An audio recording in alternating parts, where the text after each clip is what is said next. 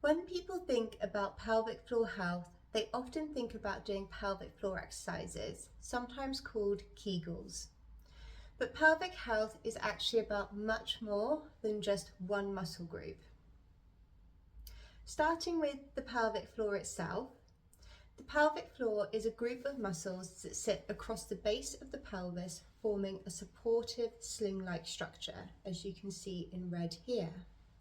These muscles help support the bladder, bowel and uterus, and they play an important role in managing pressure through the abdomen during everyday activities like lifting, coughing, exercising, or even just moving around.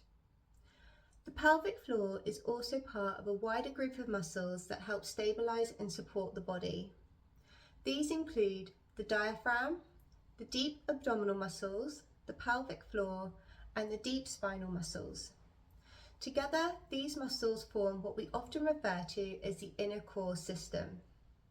You can think of it a bit like an internal canister inside the body. At the very top, we have the diaphragm. At the bottom, we have the pelvic floor, and around the sides are the deep abdominal muscles and spinal muscles.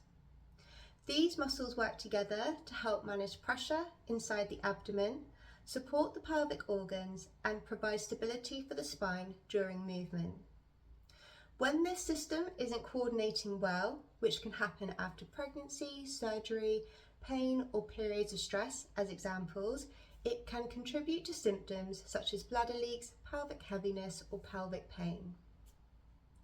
That's why pelvic health physiotherapy doesn't just focus on pelvic floor exercises alone. We also look at breathing patterns, movement habits, strength, relaxation, and coordination so the whole system can work more effectively together. So earlier I mentioned that the pelvic floor works closely with the diaphragm and the rest of the inner core system. One of the easiest ways to understand this relationship is through breathing, because the diaphragm and pelvic floor move together with every breath that we take. So explaining the concept, I like using this model because it shows how the system expands and recoils. So you can think of the diaphragm at the top of the system, the pelvic floor at the bottom, and the deep abdominal and spinal muscles forming the sides, almost like a canister in the body. So these muscles work together to help manage pressure inside the abdomen, support the pelvic organs, and help stabilise the spine during movement. So when we breathe in, the diaphragm moves downward. As that happens, the abdominal area gently expands and the pelvic floor also lengthens slightly to accommodate the change in pressure. Ideally, this expansion happens in all directions and not just the belly passively pushing forwards. We want to see the breath expand through the front, the sides, and the back of the rib cage, and this is sometimes called 360 breathing. So as we breathe out, the diaphragm naturally lifts again. The abdominal wall gently recoils and the pelvic floor also returns to its resting position and lifts slightly. This natural coordination between the diaphragm and pelvic floor happens with every breath that we take.